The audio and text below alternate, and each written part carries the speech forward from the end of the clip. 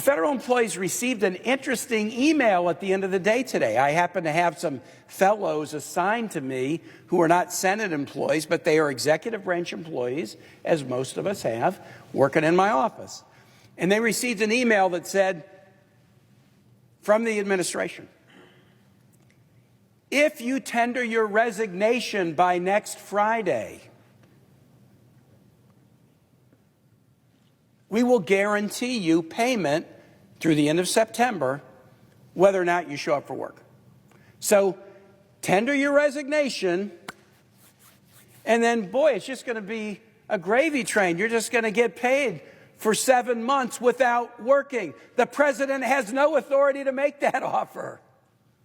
There's no budget line item to pay people who are not showing up for work. This is a guy who made this promise to contractors again and again and again when he was a private business guy. Oh, come work for me on my casino. Come work for me on a hotel.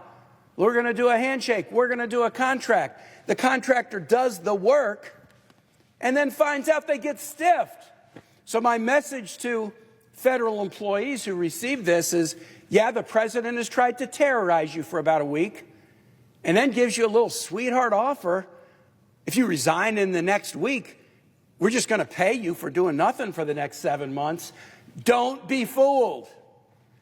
He's tricked hundreds of people with that offer. If you accept that offer and resign, he'll stiff you just like he stiffed the contractors. He doesn't have any authority to do this. Do not be fooled by this guy. You were here before he was here, and you'll be here after he was here. Show up for work, be diligent, serve Americans every day, make their life better, answer their phone call, give them an answer, track down their constituent call. Don't be fooled by a fake offer that because he's terrorized you in the last week, it would be easy to just resign now and get a check for 7 months, because I can tell you that promise is worth nothing. And you will regret it just like these contractors regretted it who did work for this guy when he was a businessman. President. Senator from Virginia. Mr. President, I'm honored to be with my colleagues on the floor to talk about the actions that have become very manifest in Virginia today because of the president's executive orders, particularly the recent order pausing federal funding, grant funding, program funding. And I want to thank my colleagues for being here on the floor to talk about this and share just in the last 24 hours what Virginians are saying and what Virginians are asking and what Virginians are worried about. And then I want to make one point about my federal workforce and an offer that the president made to them at the end of the day. And then finally raise a question of what President Trump is afraid of. President Trump has 2 Republican houses. If he wants to do something to shrink the size of government, if he wants to do something to reduce spending here or there, we've got a March 14 budget deadline, and he's got 2 Republican houses, and there's a way to do this unless you are afraid that your Republican majorities don't want to go as far as you do in cutting Medicaid and cutting Medicare and endangering Social Security and hurting kids and hurting veterans and hurting families. So let me talk about the orders of the day and then the federal workforce and finish with this question: what is President Trump afraid of? I started to hear from Virginians about this federal funding pause yesterday. I was at an event in Fredericksburg to kick off tax season, and the local United Way and Chamber of Commerce were initiating something they've done for 21 years in a row: volunteer tax assistance for low and middle income folks. Classic community program. A lot of volunteers help everyday folks figure out how to file their taxes and make sure that they can get benefits that they are entitled to. As I was at this kickoff, people came up to me and said, hey, I'm a veteran. I'm trying to get an appointment at a VA hospital or clinic, but the VA portal is closed to me. What's going on? What's going on? This was the leading edge of this chaos. Someone else came to me at this session, this kind of good news event about volunteer tax assistance and said, The federal government is paid to build a VA clinic in Fredericksburg, state-of-the-art, right on Interstate 95, visible to all, scheduled to open in February. We are still being told that the grand opening is going to happen, but now those working there are saying they're under a hiring freeze. We've spent tens of millions of dollars to build this facility that looks great, but we're under a hiring freeze. Can we even hire people to serve the veterans in this region? This was how it started. From then to today, let me tell you other calls of anguish we've received in our office. 2 child care centers, one in the Williamsburg area, one in Appalachia, far, far away in Southwest Virginia. We think our funding is being cut off. We think we may not have enough to pay staff. And we also think parents who are receiving some child care funding, that may get cut off. And so neither they can afford child care nor we can afford to maintain the employment of these hardworking child care workers to child care centers. Universities reached out to me today. We're doing cutting-edge medical research. We have contracts that are ongoing right now, and we're about to send a bill to the federal government because we do the work and then we submit bills. We're not sure it's going to be paid. What do? Lay off the researchers and not get the research done? What should we do, Senator?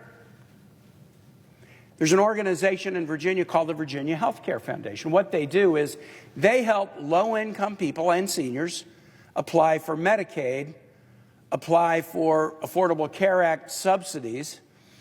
They have a contract with CMS to help them hire 8 staffers, they call them navigators, who work around the state helping low-income people access programs to which they are entitled, for which they have paid taxes.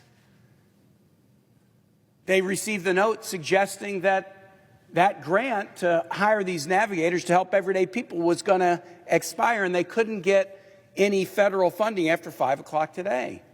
They heard this late yesterday, so they did what any good organization would do. They reached out this morning to the CMS to say, please give us the payment right now before 5 o'clock today. And what they got back from CMS was, sorry, our website is down.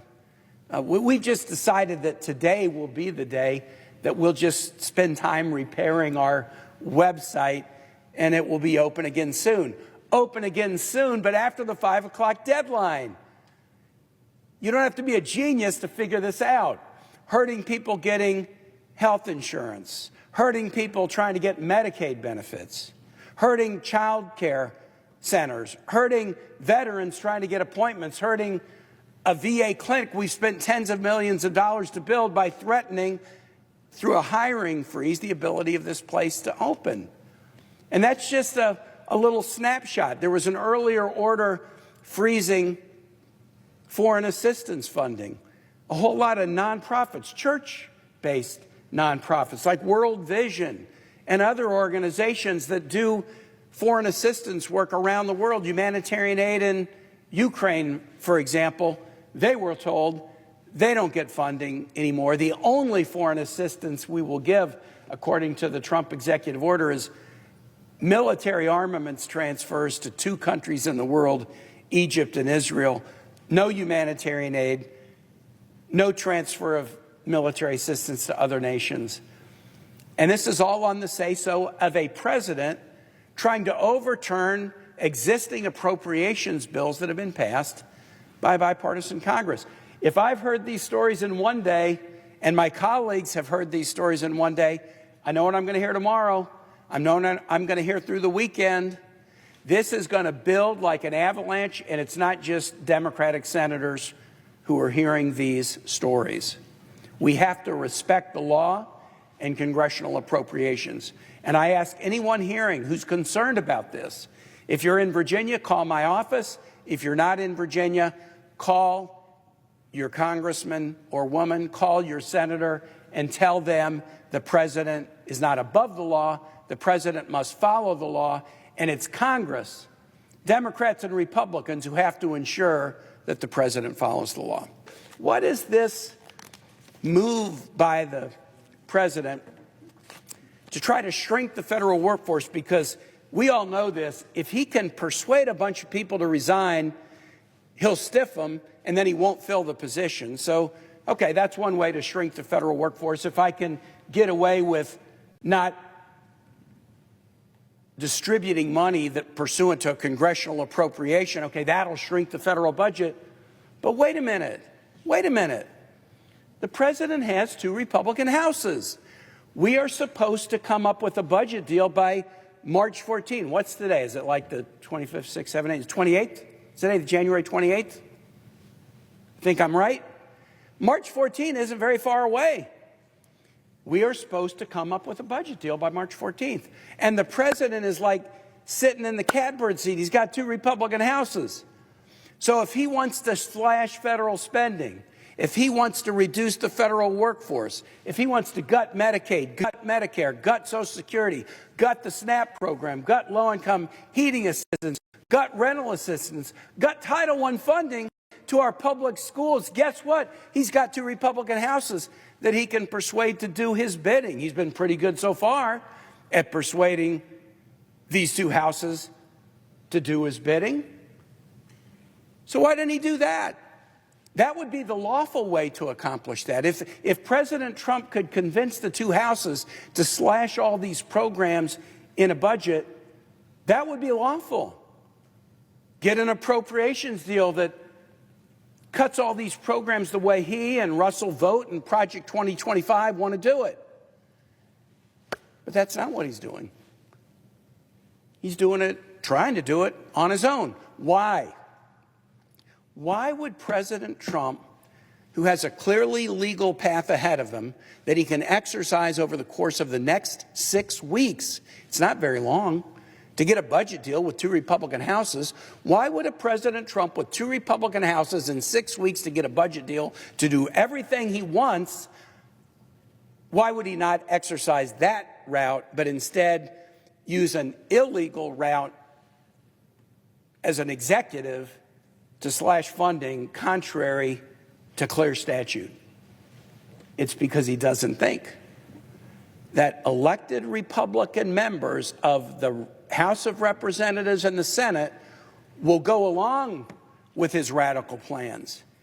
He doesn't think he can convince my GOP colleagues to take the axe to all these programs and hurt the American people in the way he wants to.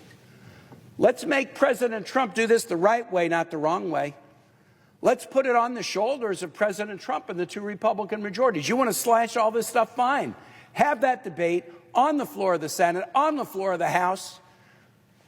When we're doing the budget negotiation between now and March 14, show the American public your homework. Show them who's going to get hurt. Show them that we're going to hurt everyday people at the expense of the big guys that are getting the tax cut in the reconciliation bill later. Let's really have that debate right here in the full view of the American public with these spotlights on and the TV broadcasting it. That's what this president is afraid of, and that's why he's using this illegal strategy to accomplish what he is afraid he can't accomplish in the Article I branch. With that, Mr. President, I yield the floor.